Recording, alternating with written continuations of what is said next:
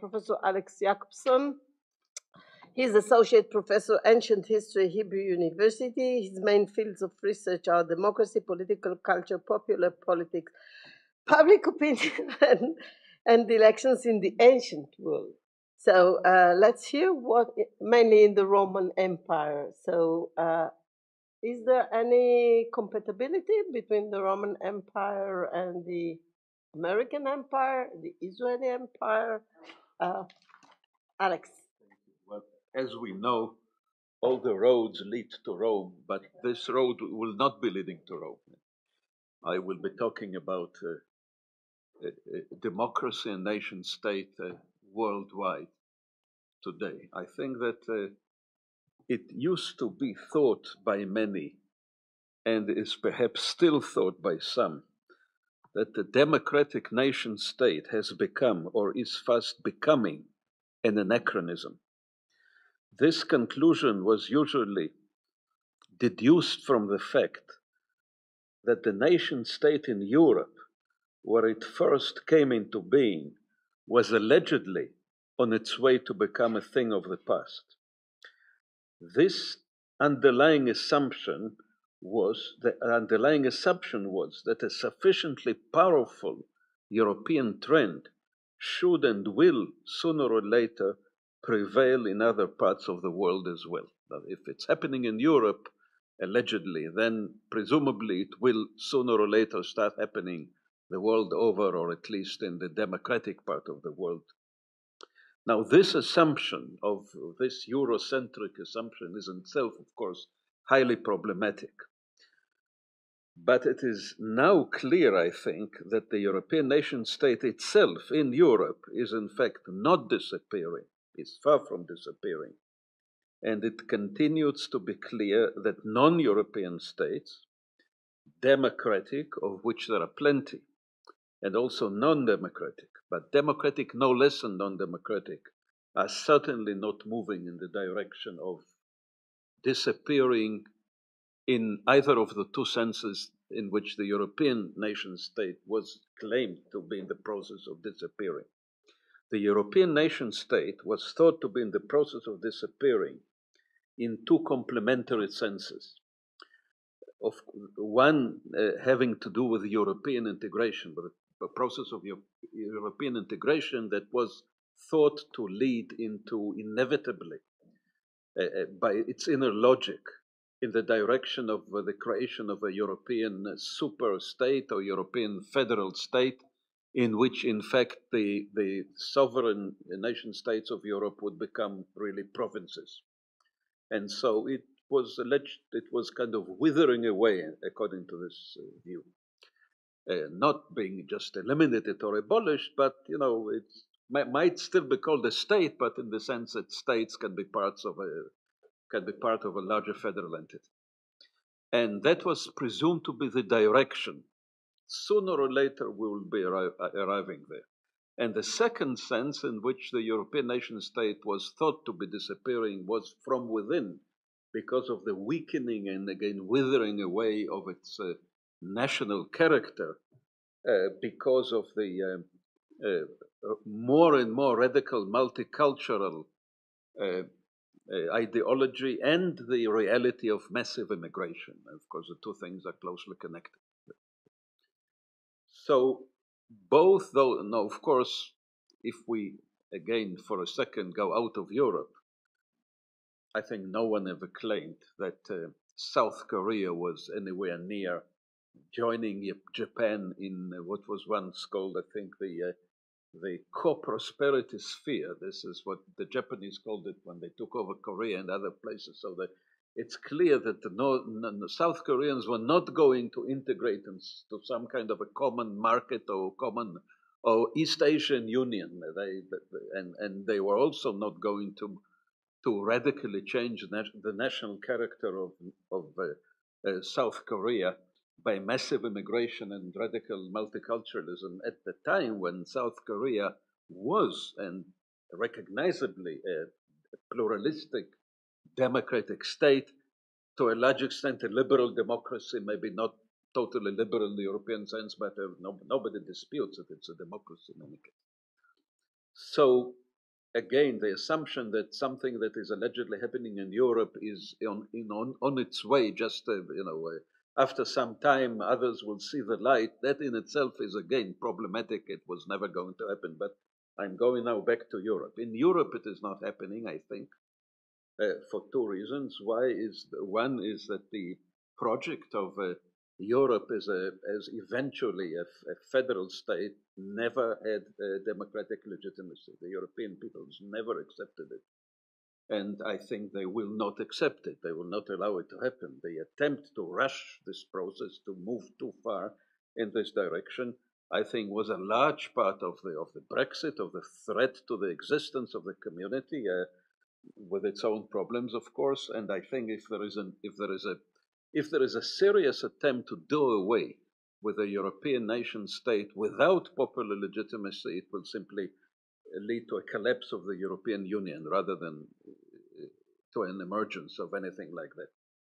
And the second reason why this vision, post-national reason, is not realized is, of course, that radical multiculturalism, or in fact any kind of multiculturalism, are now much less popular than popular. I'm not sure they were ever popular, but they're simply not, again, they're not accept. There is a rebellion of the European voting public against those things, and the massive immigration. The issue of massive immigration, European states are openly now trying to limit it. Nobody more or less talks in the terms that Angela Merkel, not some leftist, Angela Merkel, a conservative chancellor of Germany, she said there is no upper limit. She used the phrase, of course it was in a specific German context of German constitution, but no European politician will now say there should be no upper limit to immigration. Now that is a very difficult problem, and I want to emphasize that the usual populist right-wing explanations, the rebellion against the undermining of the sovereignty and the rebellion against the undermining of national identity by immigration and multiculturalism, the usual populist right-wing criticisms are, of course, very one-sided, because they allege that this is some kind of an ideological fixation or a conspiracy of the elites, whereas in fact, I'm not saying there was not some of that also, but in fact, there were two very strong factors that were working in this direction, quite apart from those things. One is, of course, when it comes to European integration, it is the logic of the European cooperation, the logic of the European integration in the fields that did have democratic legitimacy. European states have been doing a lot of things together in such a way that the absolute sovereignty, of course, can no longer be in place. And in fact, while European peoples never accepted the idea of federal Europe, they accepted and they wanted many of the things that were leading in this direction. So they didn't accept the result, but they certainly supported many of the things that brought, of course, a lot of economic prosperity and the freedom of movement. Everybody likes to be able. Of course, many people like, and it's not easy to get. So there is of course, there is a contradiction between the people and not just kind of an idyllic, people. The people were wishing contradictory things. And it is also true that the elites were arrogant. I think the European elites decided to go ahead with things just regardless of public opinion. When there was a rejection of the European Constitution, the European Constitution was an open admission that we are, in fact, created. The Constitution is for a state. Now, this was rejected whenever it was placed on the vote by the people. So the European elite said, okay, we will not call it a constitution, we'll call it a Lisbon Treaty. It will be a treaty, it's more or less the same thing, and it will not be needed. There will be no need to put it to a popular vote. We will have it, we'll go ahead with it with parliamentary approval. And the result of that was that within Parliament, and within the European Parliament, there are now political forces that are anti-European. Not only the result of this, but I think it contributed. So there was a combination of objective tendencies and the contradiction between what the people wanted and some elite arrogance. And on immigration, it has always to be remembered that quite apart from the views that undermine the legitimacy of boundaries and the idea that everybody, it's not nice to not allowing people to come in is not nice, and the national identity is not something worth preserving. There was something at least as important, and that is the economic interest of a capitalist economy. That accounts for mass immigration, at least I think more than all the other things, with the difference that the ideological, I would say, the left-wing version of liberalism was much more prominent rhetorically, whereas the right-wing economic liberalism, that is to say, market economy, capitalism, right-wing, let us call it right-wing, the things that the right are usually identified with, these were at least as powerful. Originally, of course, it was more powerful. Everybody knows that in Germany, mass immigration from Turkey started not because of some ideological view, but because of the needs of the economy and of the demographic problem in Europe. So there was of course, a combination of forces, but in the end, I think there is a fact that the massive, the idea that states do not really have a right, have a moral right, or do not have a legal right to impose limits on immigration, because this is what's happening de facto, because allegedly they have, but because of family, once you say family unification and it's not limited, and once you admit people who are in distress, you are guaranteed. There is no really, that in practice means that you cannot control your borders. Now, if I think that if the European liberal elites, including liberal conservative elites, if they do not get a grip on this, and if they continue to give the message, send the message to the voters that a liberal democracy means this, if they continue to do this, unless they find a way of putting an end to this, extreme populist nationalist right will come to power in Europe. And at best, it will be a kind of a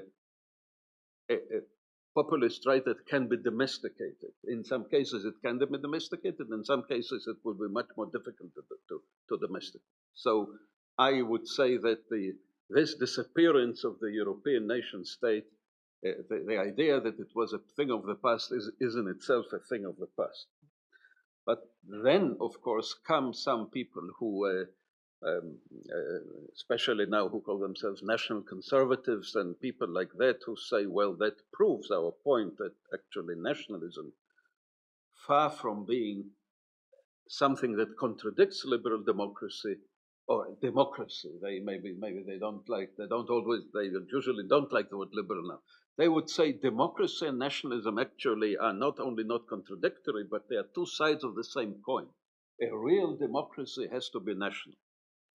The problem with this statement is that while democracy cannot do, in most cases, cannot do without, I don't want to use nationalism because it's unpleasant application, democracy cannot do without the principle of national identity, or democracy cannot do without a nation state, okay? The nation state can do without democracy very well. So those two things are not really two sides of the same coin. In some ways they are, and in some ways there is a contradiction between them, a potential contradiction of them between them, which is more acute now than ever since the Second World War. The liberal suspicion of nationalism has also been vindicated.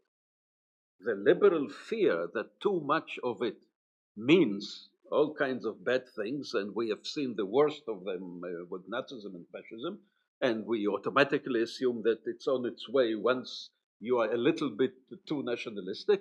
This liberal instinct, with all its simplifications and exaggerations, is far from groundless. We are seeing before our eyes the realization of the fears within West European politics because of those parties.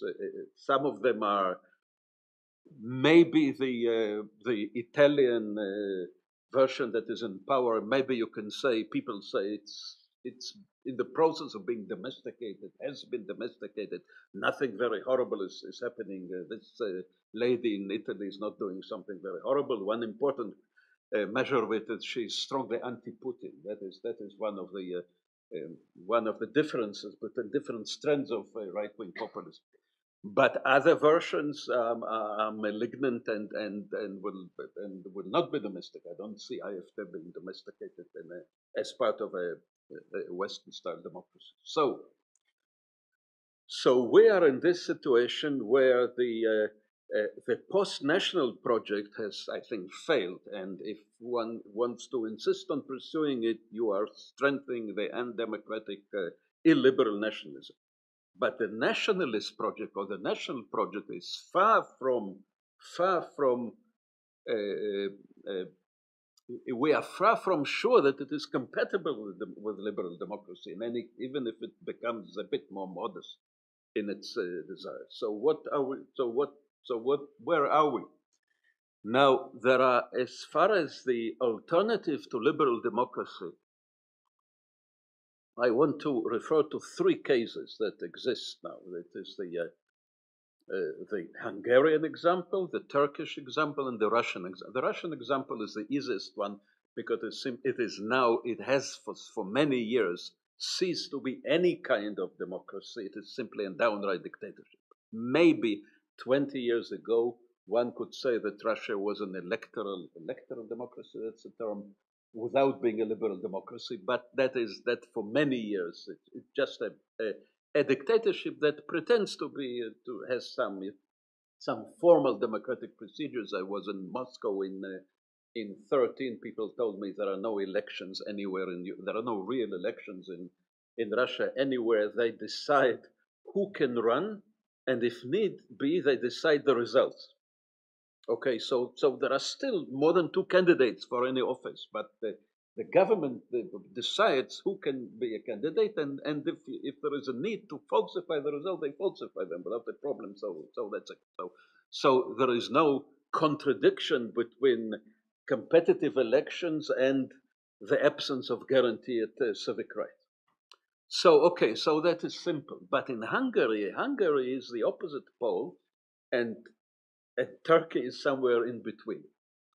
Because in Hungary, Mr. Orban is really I hate to admit it, but he's a distinguished historic personality. He really developed a system of government that is really unique.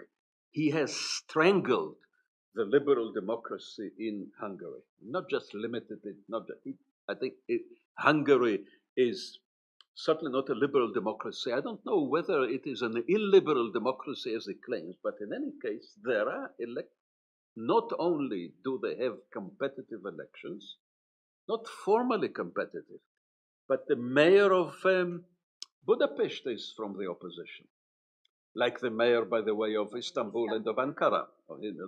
So Budapest was, I think, in Hungarian terms, something like the state of Tel Aviv, as they say in Israel. In the Hungarian state of Tel Aviv, the liberal opposition is in power. And as far as I understand, there is no claim that elections are not free. They are, of course, not fair because there are no equal conditions. But it's not a question that you cannot hear what the opposition are saying, although there are all kinds of manipulations. So, not only that, there isn't a single political prisoner in Hungary. They do not. They kind of, they deny you money. The licenses. They make universities close. They control the judiciary, the bureaucracy. You do not get a license. Okay, you do not get a license, but they do not imprison people. Of course, they are still part of Europe, so it creates its own limitations. On the other hand, in Turkey, again, there are real competitive elections. I think it's not enough to say elections don't mean anything because we have seen it, but the big question, are these elections in which the government can lose realistically? And the answer is that, at least in local elections, we know that Erdogan really tried very hard to prevent the opposition from taking over Istanbul and Ankara. He just failed. Now, they can lose, and they do lose in important elections, and they were on the verge of losing the last presidential election. Would Erdogan have accepted a defeat We shall never know until it happens, but at least it's a very realistic possibility that it is a real electoral democracy while being not just a liberal in the Hungarian sense, but highly repressive. Because those opposition parties that sit in parliament and can win elections, a lot of them are also in prison at the same time. So that is a different degree. So now there is a big question. Does that mean, when we said, as you said, we assumed that there was no democracy except a liberal democracy? 5 minutes ago. So we assumed that the only kind of democracy that existed was a liberal democracy. It's not just a value judgment that we don't like it because if it's not liberal. The rational basis of it was that once the state controls the apparatus of power, including the judiciary, then it is strong enough to prevent the opposition from really competing. If there is no judiciary that prevents me in power from doing things, then the logical conclusion is that we'll create a situation in Russia. This is how it was created. Still in Russia, you can go to court and appeal any administrative decision. Just the court will, of course, decide in favor of the government, so it means nothing.